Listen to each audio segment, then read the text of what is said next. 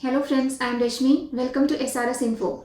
Today we will discuss some important MCQs related to pharmacy.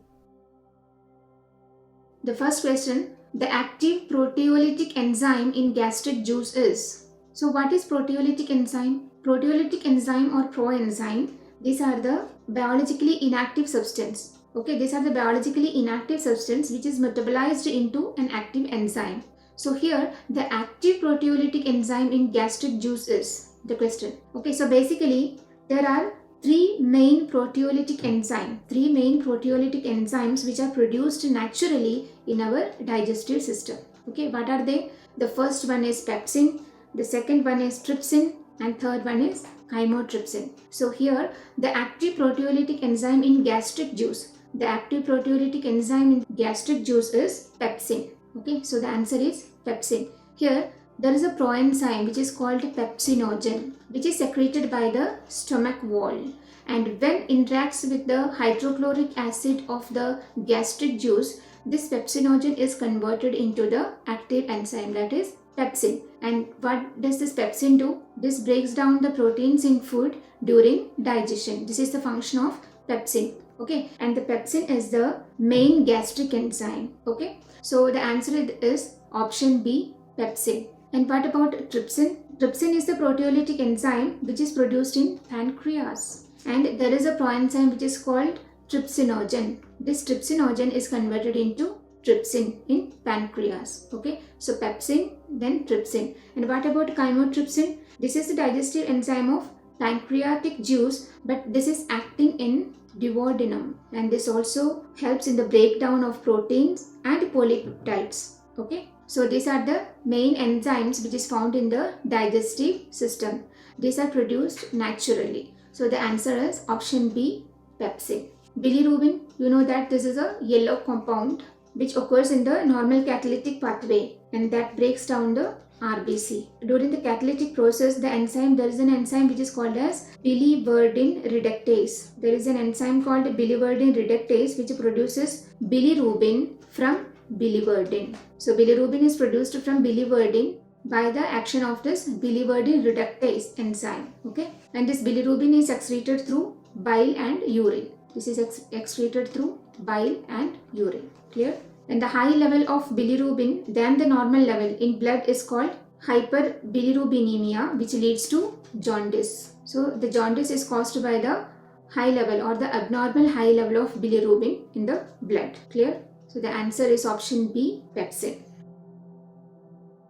Next, safranin is used as a reagent to detect what? So safranin, this is a biological stain. This is a classic counter stain. And what is the importance of this classic counter stain? It means that this shows the color contrasting to the principal stain. And chemically, this safranin is dimethyl safranin. This is dimethyl safranin. And this is also used for the detection of cartilage, mucin, mast cell granules, etc. These are also used to detect cartilage, mucin, etc. But the answer of this question is acid-fast bacteria. Safranin is mainly used to detect the acid-fast bacteria. What is acid-fast bacteria? These are the type of bacteria that causes tuberculosis and certain other infections, and these acid bacteria can resist the decolorization with acid alcohol.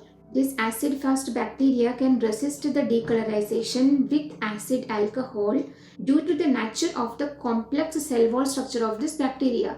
This is the characteristics of this bacteria.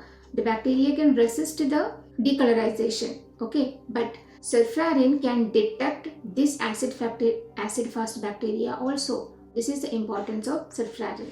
And what is this gram-positive and gram-negative bacteria means? Gram-positive bacteria means it gives a positive result in the gram stain test. That means the bacterial cell wall retains the color of the stain even after washing. But in the case of gram-negative bacteria, it cannot retain the color of the stain after washing. This is the difference between gram-negative and gram-positive bacteria. But safranin is used to detect acid-fast bacteria mainly.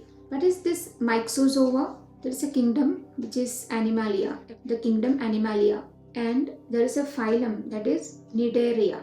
under the kingdom Animalia, there is a phylum which is known as Cnidaria, and Myxozoa is the subphylum of the phylum Cnidaria. Okay, and this Myxozoa consists of the smallest animals ever lived in the earth. The smallest animals which ever lived in the earth comes under the subphylum Myxozoa, and mainly these are aquatic animals, both freshwater and marine water. Clear? So Myxozoa is a subphylum. The answer of this question is option C, acid fast bacteria. Next, diazoxide is used mainly in, diazoxide has a number of uses, but mainly it is used in the emergency reduction of blood pressure. Basically, diazoxide is a vasodilator. So it is mainly used in the treatment of acute hypertension, so that it can be used for the emergency reduction of blood pressure. Clear? And one another important use of this diazoxide is that it inhibits the secretion of insulin, and this quality is used in the treatment of insulinoma. Insulinoma means tumor of pancreas. The tumor of pancreas that is derived from beta cells and it secretes insulin. This condition is known as insulinoma, and it can be treated by diazoxide. Why? Because it inhibits the secretion of insulin, which is secreted from this beta cells in the tumor of pancreas. So diazoxide is used in emergency reduction of blood pressure. And there are some main side effects of this diazoxide. What are they? Mainly there is a possibility of high blood sugar and fluid retention, low platelets in the blood, and fast heart rate. All these are the possible side effects of diazoxide. Quinoline alkaloid used in the treatment of malaria is, what is this quinoline alkaloid which is used in the treatment of malaria? So basically, the quinoline alkaloid are the naturally produced alkaloid. Clear? These are naturally occurred chemical compounds from the group of alkaloids, and these are mainly derived from quinoline. That is why it is known as quinoline alkaloid. These are the naturally derived alkaloids. Clear? And this alkaloids have different medical potential. These are used for treating different types of diseases. Among these quinoline alkaloids, there are some important quinoline alkaloids. What are they? One is quinine and the other one is quinidine. These are the main quinoline alkaloids which are used medically. So here, quinoline alkaloid which is used to treat malaria is quinine. That is option B is the correct answer. And this quinoline alkaloids shows mainly antiseptic, convulsive and anti-neoplastic property. These are mainly used for treating these conditions. Clear? So quinoline alkaloid used in the treatment of malaria is quinine. And another form of important quinoline alkaloid is quinidine. So both quinine and quinidine are used medically. Clear? Which one of the following material listed below is most commonly used in film coating tablets? Most commonly used in film coating of tablets. So it's a very easy question. Hydroxypropyl methyl cellulose. Hydroxypropyl methyl cellulose is used as a major ingredient in the film coating tablets. Clear? And basically these are synthetic, inert and viscoelastic polymer. So this quality is utilized in making film coated tablets. This is used as an additive. The term additives is used when we add some main ingredient in preparing medicaments, except the active pharmaceutical component. So hydroxymethyl cellulose is an additive which is used in film coated tablets, and this is also used as emulsifier and thickening agent. Okay, all these are the use of hydroxypropyl methyl cellulose. And what about beeswax?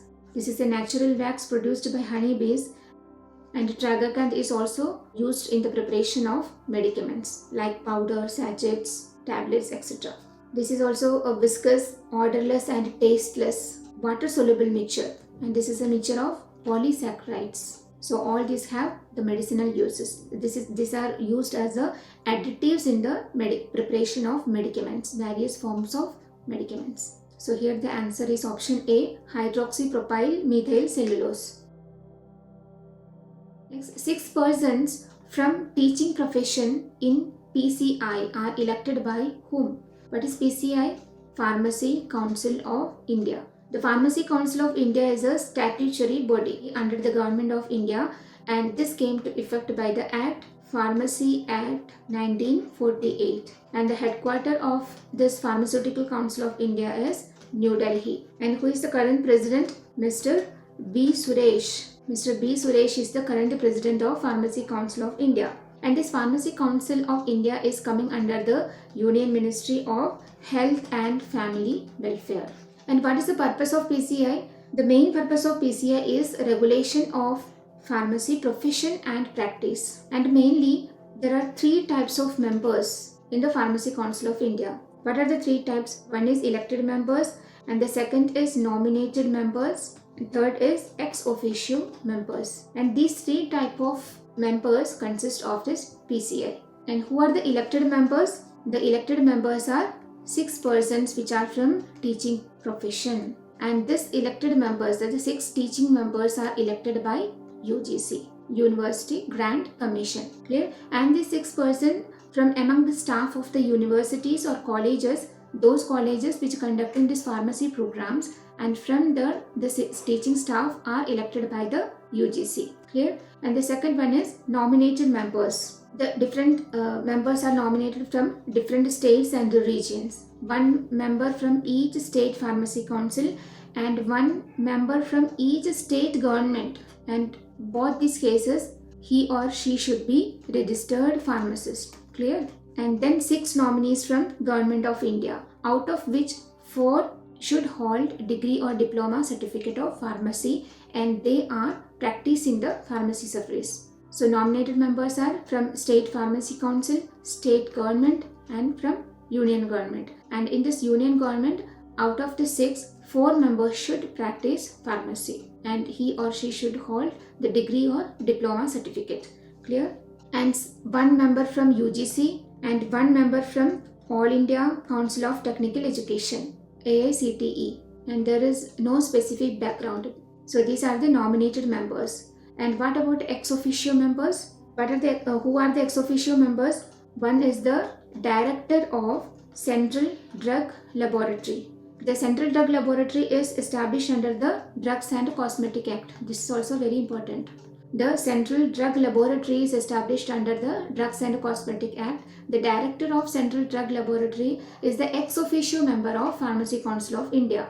And the second one, the Director General of Health Services of Government of India. The Director General of the Health Services of Government of India is the ex officio member of Pharmacy Council of India. And the third ex officio member is Drug Controller of India. So all this you have to thoroughly know about the members of this Pharmacy Council. So here the answer is that 6% from the teaching profession in PCI are elected by UGC. Which of the following is a foodborne infection? Foodborne infection means the infection can be transmitted by food. So shigellosis, giardiasis, amoebiasis, all these 3 can be transmitted by food. So the answer is option D. All these infections can be caused by food. Contaminated food, contaminated hands, unhygienic water, these are the reasons for the transmission of foodborne infections. All these cases, the main symptoms are diarrhea and sometimes bloody diarrhea, then abdominal pain and sometimes fever. And what about shigellosis? Shigellosis is a bacterial disease. Shigellosis is a bacterial disease which is caused by Shigella bacteria. This is caused by Shigella bacteria, and this diagnosis is done by stool culture. And some antibiotics are used to treat this shigellosis, like ciprofloxacin, azithromycin, etc. These are some antibiotics which are used to treat this shigellosis. And what about giardiasis? Giardiasis is a parasitic disease. This is a parasitic disease, and one important thing is that this is one of the most common parasitic human disease all over the world. Giardiasis is mainly affect the small intestine. Mainly all these diseases can affect small intestine. Okay, and giardiasis also affects small intestine. This is a parasitic disease, and this is one of the most commonly affected parasitic disease all over the world.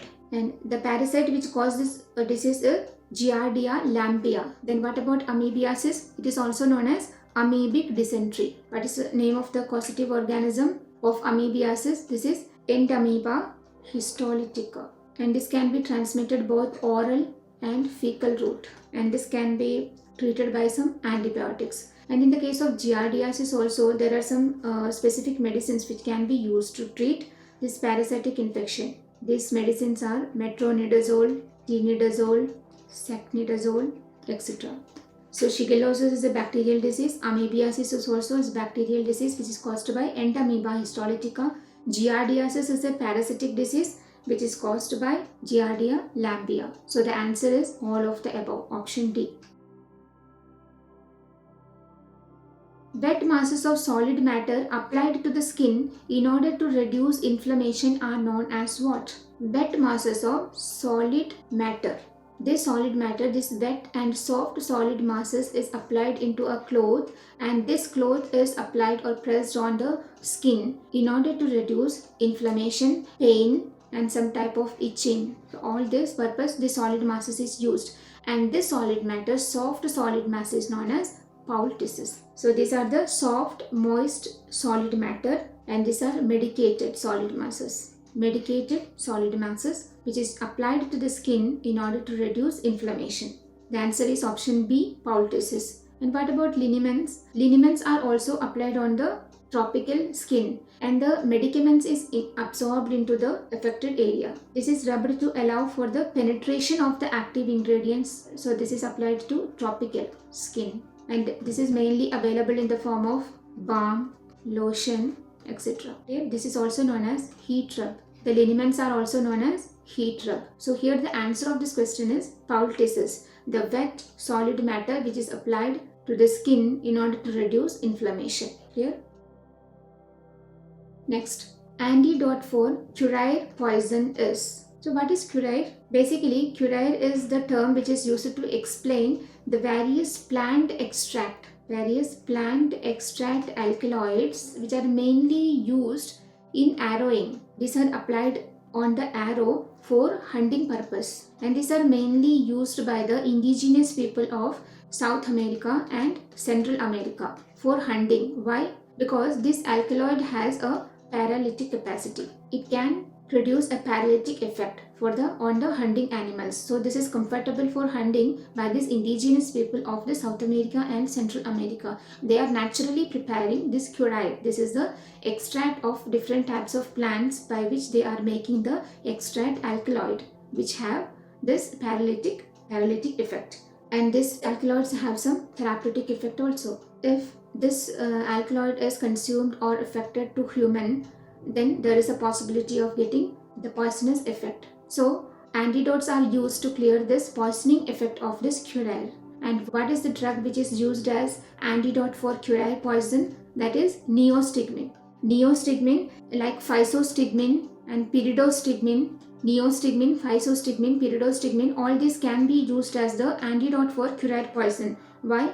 Because these are acetylcholine inhibitors. So this will stop the destruction of acetylcholine so that it can compete with this curare. That is why neostigmine is used as an antidote for curare poisoning. And atropine is also used as an antidote for some nerve agents and pesticide poisoning. And atropine, homatropine, all these are anticholinergic and antimuscarinic agents. Clear?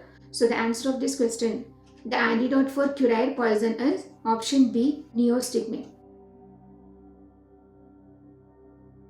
The next, anticholinergic drugs are also known as what? It's a very simple question.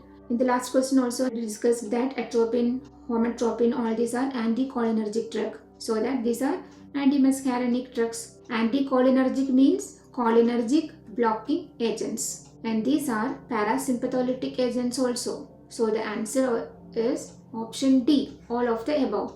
Anticholinergic drugs are also known as cholinergic blocking agents, antimuscarinic agents, and parasympathetic agents. Basically, anticholinergic agents or anticholinergic drugs are those group of substances that blocks the action of the acetylcholine. Acetylcholine is a neurotransmitter, and the anticholinergic drugs which stops the action or which blocks the action of this acetylcholine. And this anticholinergic drugs can be divided into two, okay, based on their specific target in the central and peripheral nervous system. Based on their target at the central nervous system and peripheral nervous system, it can be divided into two. What are they? One is antimuscarinic agent here. One is antimuscarinic. Anticholinergic are also known as antimuscarinics. This is the division of anticholinergic drug. And the second category is nicotinic agent. This is nicotinic agent. And this antimuscarinic agent, it blocks the muscarinic receptor. That is, this is a muscarinic receptor antagonist. Okay, and it blocks the muscarinic acetylcholine receptor. And what about nicotinic agent? This nicotinic agent inhibits the action of acetylcholine at nicotinic acetylcholine receptor. Clear? Antimuscarinic agent blocks the activity of muscarinic acetylcholine receptor, and a nicotinic agent blocks the activity of nicotinic acetylcholine receptor. Clear? So that the anticholinergic drugs are also known as all the three. Option D is the correct answer. So this was the last question. Let me conclude with the quote of Winston Churchill. Success is not final and failure is not fatal. It is the courage to continue that counts. Thank you. Hope you enjoyed this video. Thank you for watching.